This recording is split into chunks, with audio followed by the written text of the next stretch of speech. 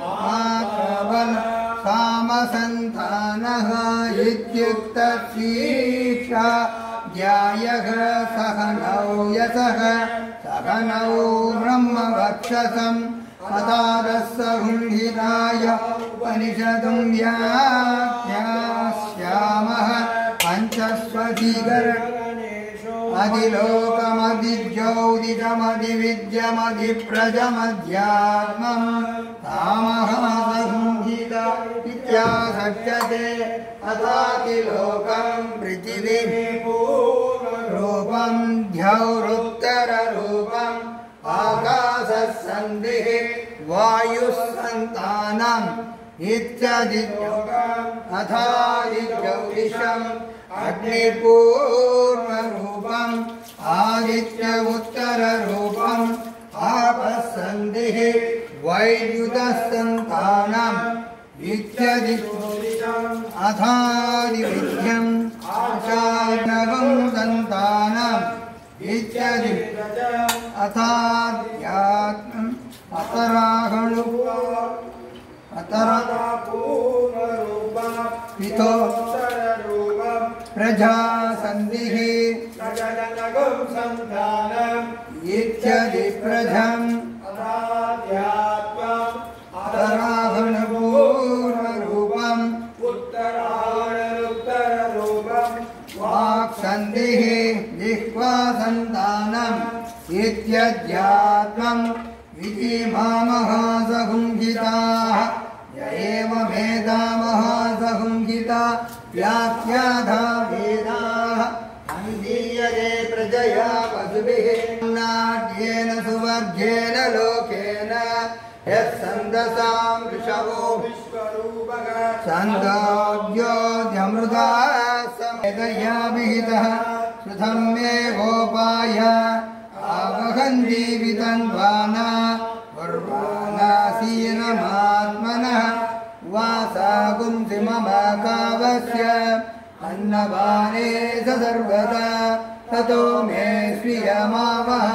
लोमसां वसिभिः सह स्वाहा आमायन्तु ब्रह्मचारिणः स्वाहा यशोदने सानि स्वाहा हेयावः प्रविशानि स्वाहा समावह प्रविश स्वाहा सहस्रशाखे निपकाकं त्वयिरुजे स्वाहा यथा प्रवथायनस्य प्रवेदयते मह इति तद्ब्रह्म स आत्मा अङ्गान्यन्या देवताः भूरिति वा अयं लोकः भुव इत्यन्तरिक्षं सुवरित्यौसो लोकः मह इत्यादित्यः आदित्येन वाव सर्वे महीयन्ते भूरिति वा अग्निः भुव इति वायुः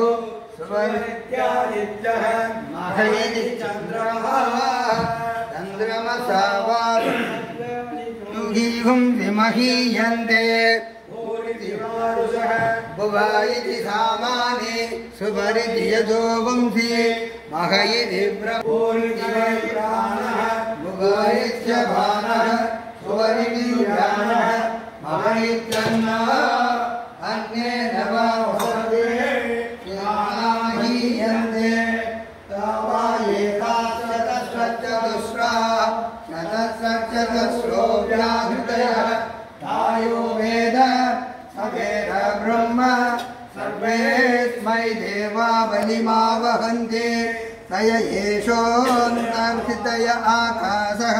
तस्मिन्नयं पुरुषो मनोमयः अमृतो हिरण्मयः अन्तरेण य एषस्तन इवावलम्बते सेन्द्रयोनिः यत्रासोके शान्तो वर्तते यवोह्य शीर्षकभारे भूरित्यग्नौ प्रतिष्ठति भुव इति वायौ सुवरित्यादित्ये ब्रह्मणि आप्नोति स्वराज्यम् आप्नोति मनसस्पतिः वाक्पतिः चक्षुष्पतिः श्रोत्रपतिः विज्ञानपतिः एतत्ततो भवति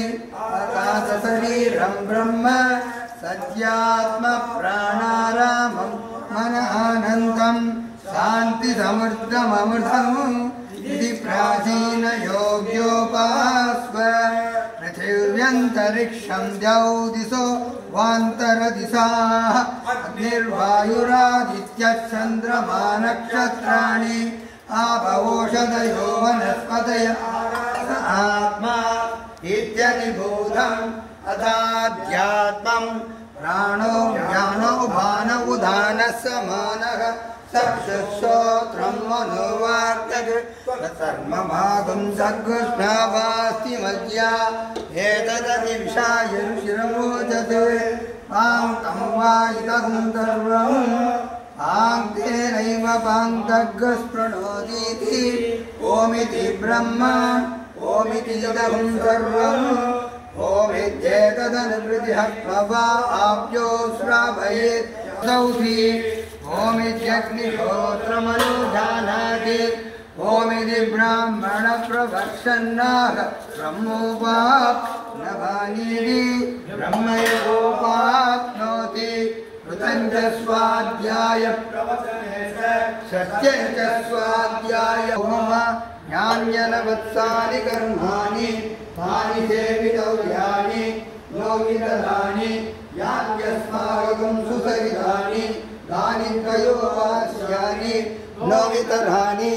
एके शास्त्रस्य यावुंसो ब्राह्मणाः तेषां स्वयाद आयुक्ताः अनुक्षां